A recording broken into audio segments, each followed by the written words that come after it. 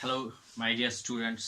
जैसा कि मैंने आपके साथ प्रॉमिस किया था that in the coming days I will be uploading some lectures regarding JK SSRB science portion.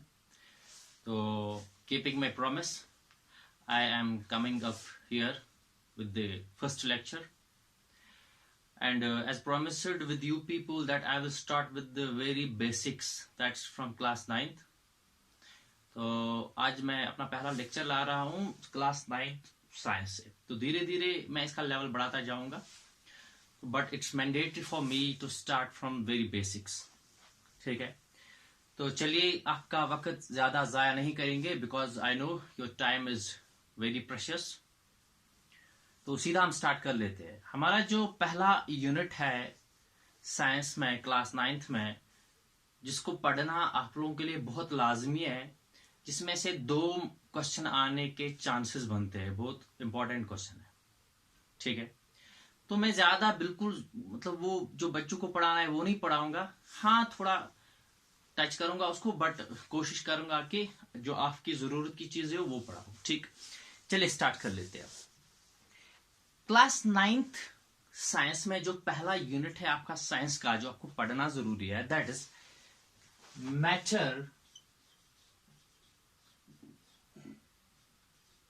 Around us.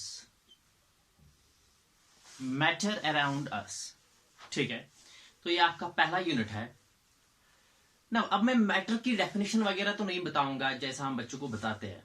ठीक है, तो मैं सीधा अपने टॉपिक पे आ जाता हूं जहां से आपको आपका क्वेश्चन पूछा जाएगा। दैट्स के जो हमारा मैटर होता है, मैटर के 3 स्टेट्स होते हैं, आप सब लोगों को पता होंगे।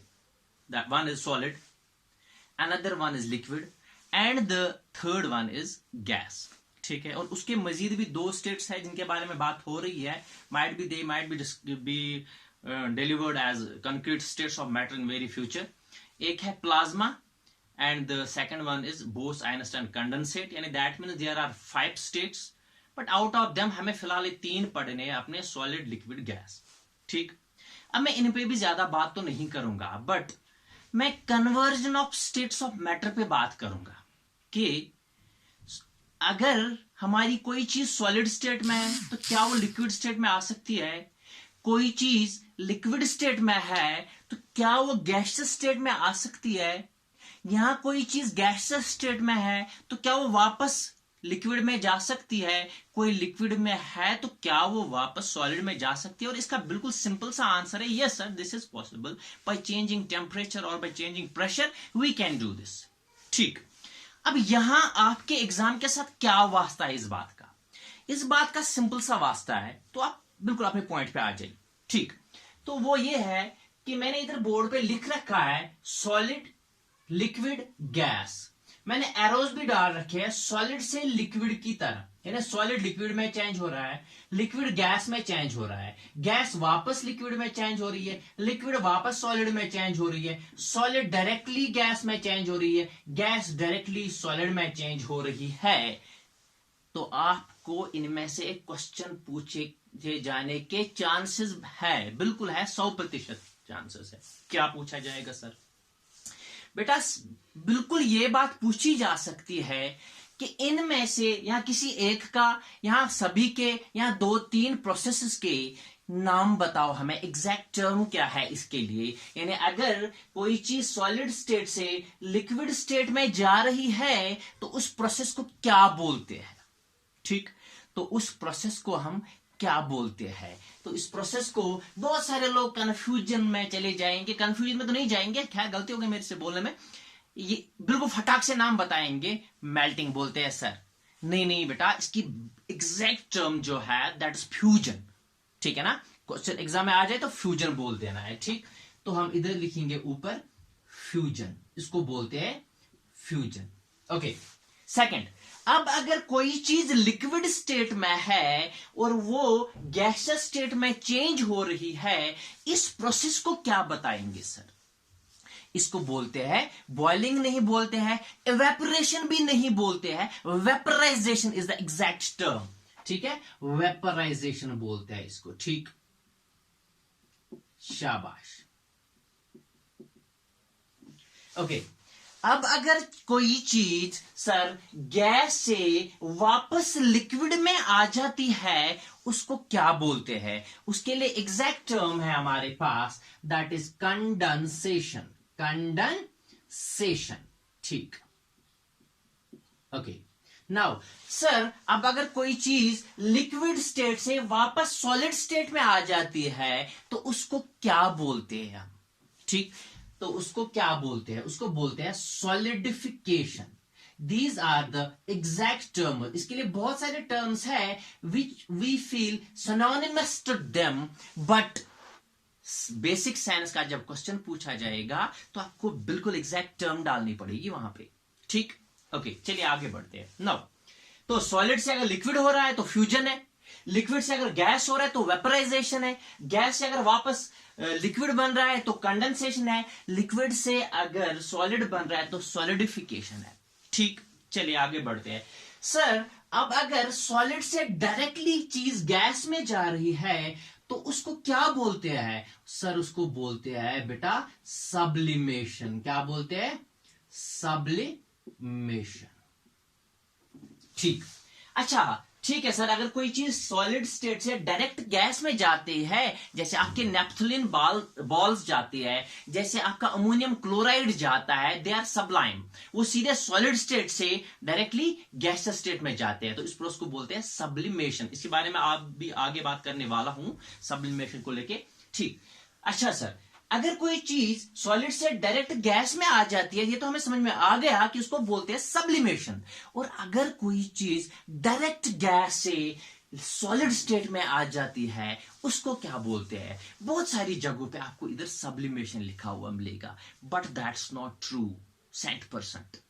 चलेगा, लेकिन आपके एग्जाम पॉइंट ऑफ व्यू में, from your the view point of your examination, ये नहीं चलेगा बेटा। आपको उधर लिखना पड़ेगा डिपोजिशन। अगर कोई चीज गैसियस स्टेट से डायरेक्टली सॉलिड स्टेट में आ रही है उसके लिए सबसे परफेक्ट टर्म जो है दैट इज डिपोजिशन, ठीक। तो आपने इंटर कन्वर्जन ऑफ स्टेट्स देख लिया, किसको सॉलिडिफिकेशन बोलते हैं, किसको वेपराइजेशन बोलते हैं, किसको कंडेंसेशन बोलते हैं, किसको सब्लिमेशन बोलते हैं, ठीक। एक और बात जनरली बात कर लेता हूं, वैसे आपको पता होगी दैट सर ये कब कब होता है। देखिए बेटा इसके लिए हमारे पास 2-3 फैक्टर्स रेस्पॉन्सिबल होते हैं। इस लेवल पे इस पे फिलहाल 2 फैक्टर्स। एक, अगर आप टेम्परेचर को बढ़ाओगे घटाओगे तो you can interchange these states, and और ये प्रेशर को चेंज करोगे तो you can interchange these states. अब मेरा जो दूसरा पॉइंट है इधर जिसमें से क्वेश्चन आ सकता है दैट इज सब्लिमेशन। सब्लिमेशन, तो सब्लिमेशन का जो चक्कर है आपके एग्जाम के साथ क्या लिंक है? आपके एग्जाम के साथ ये लिंक है कि सब्लिमेशन तो पहले आप समझो, अगर कोई चीज डायरेक्टली सॉलिड स्टेट से गैसियस स्टेट में जाती है दैट्स कॉल्ड सब्लिमेशन। अगर कोई चीज गैसियस स्टेट से सॉलिड स्टेट में डायरेक्टली आ रही है उसको सब्लिमेशन नहीं बोलते। आप बहुत सारी बुक्स में देखोगे लेकिन सही नहीं, ठीक, उसको डिपोजिशन बोलते हैं। नाउ सर कोई भी चीज sublimation, why some substances undergo sublimation, इसके लिए हमारे पास एक चीज रेस्पॉन्सिबल है। मे बी क्वेश्चन पूछा जा सकता है why is ammonium chloride sublime? वो सब्लिमेशन के थ्रू क्यों जाता है? नेफ्थलीन बॉल्स सॉलिड स्टेट से लिक्विड, फिर लिक्विड से गैस क्यों नहीं बनाती है? डायरेक्टली गैस क्यों नहीं बनाती है? जब आप नेफ्थलीन बॉल्स, अत्तर जिसको हम बोलते हैं कश्मीरी में, जब आप उसको रखते हो अपने कपड़े में, आपका कपड़ा गीला तो नहीं होता है लेकिन उधर स्मेल मिलती है, मतलब वो गैस में चेंज होता है, तो सब्लाइम हो गया वो, ठीक है। तो क्यों होता है सब्लाइम? इसलिए सब्लाइम होता है वो सॉलिड्स जिनमें intermolecular forces of attraction weak होंगे। इंटरमॉलिक्यूलर फोर्स ऑफ अट्रैक्शन उनका क्या होता है, थोड़ा सा टेम्परेचर मिल जाए तो सीधा डायरेक्टली गैस में जाते हैं, बजाय इसके वो पिघल जाए, मेल्ट हो जाए, ठीक। ओके चलिए आगे बढ़ते हैं।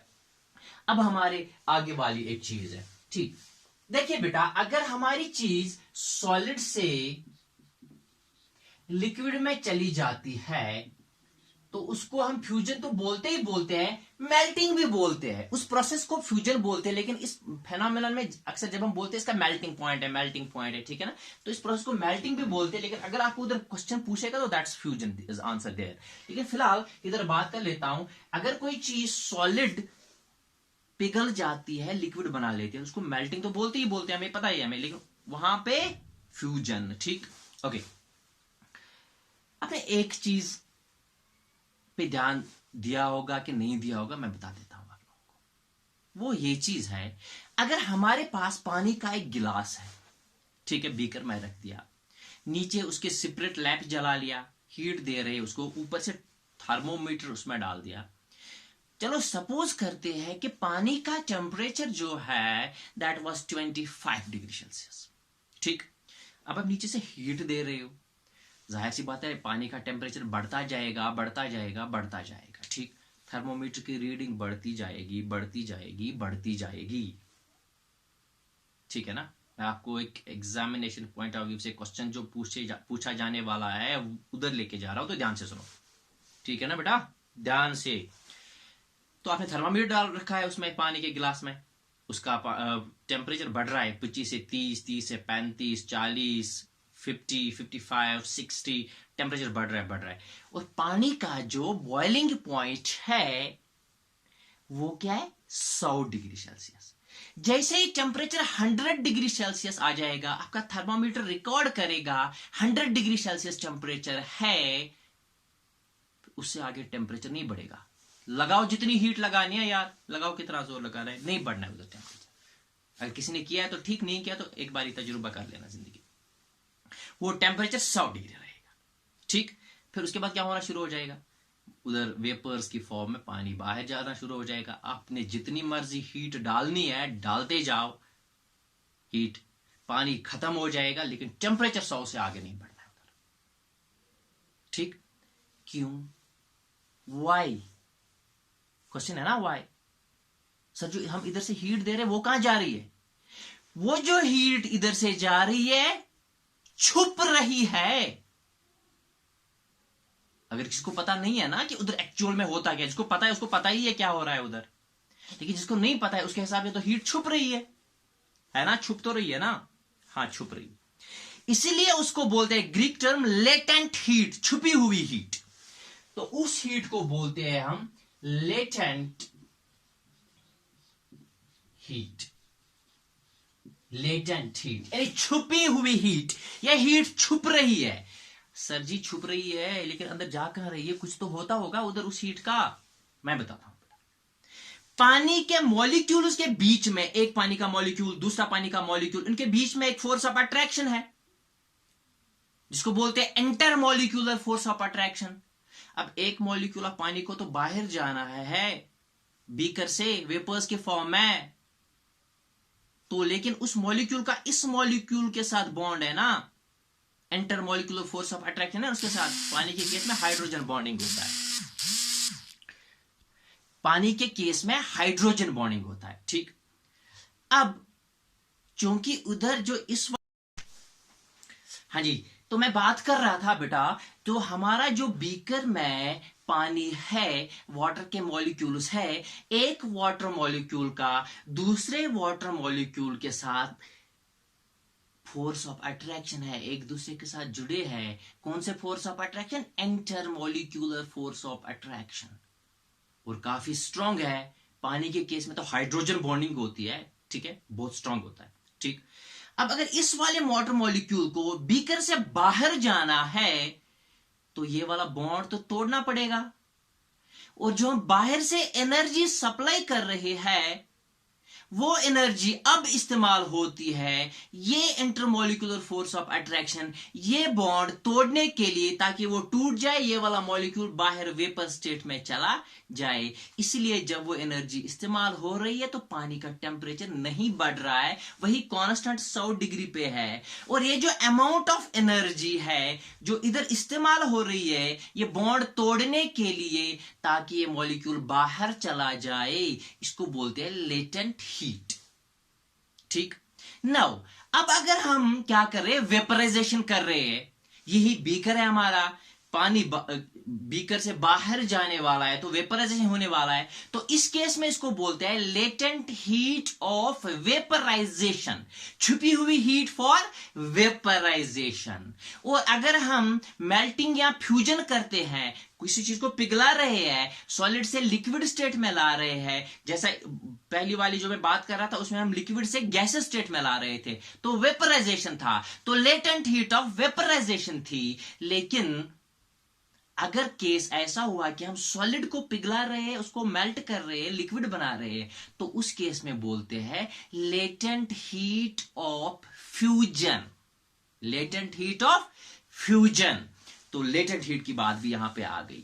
ठीक है बेटा, ओके चलिए। तो लेटेंट हीट हमारे पास जो होती है, एक लेटेंट हीट ऑफ फ्यूजन होती है, दूसरी होती है लेटेंट हीट ऑफ वेपराइजेशन। ठीक है बेटा, चलिए आप एक काम कर लेना, लेटेंट हीट ऑफ फ्यूजन और लेटेंट हीट ऑफ वेपराइजेशन की स्टैंडर्ड डेफिनेशन गूगल करके नोट कर लेना अपनी कॉपी में, ठीक है ना। वो डेफिनेशन पूछी जा सकती है, which among them is the correct definition for latent heat of vaporization, latent heat of fusion. बाकी प्रोसेस भी आगे बात करेंगे इंशाल्लाह। ठीक, चलिए आगे बढ़ते हैं। अब इधर एक और सवाल है, पूछा जा सकता है, विच will produce more severe burning, कौन ज्यादा जलाएगा, water at 100 degree Celsius or the steam coming out of that water? जो पानी उबल रहा है 100 डिग्री सेल्सियस के टेम्परेचर पे, या उधर से जो बाहर निकल रहा है, वेपर्स निकल रहे हैं, अगर आपका दायां हाथ उस वेपर्स में लग जाएगा और बायां हाथ उस पानी में चला जाएगा, तो ज्यादा जलन कहां होगी? तो इसका आंसर बहुत सिंपल है सर, ज्यादा जलन वेपर्स के चक्कर में होगी, स्टीम के चक्कर में होगी, पानी के चक्कर में कम जलन होगी। क्यों? पानी का तो टेम्परेचर 100 डिग्री सेल्सियस है, लेकिन जो स्टीम बाहर निकल रहा है, एक तो वो 100 डिग्री सेल्सियस, और एक जो उसमें लेटेंट हीट छुपी हुई है, उसकी वजह से उसमें ज्यादा एनर्जी होगी, उसका टेम्परेचर ज्यादा होगा, तो वो ज्यादा जलन पैदा कर देगा। ठीक बेटा, चलिए इस वाले लेक्चर में इतना काफी है इंशाल्लाह। तो I will meet catch up with you people in 1 or 2 days with another lecture. ठीक है ना? Okay, thank you.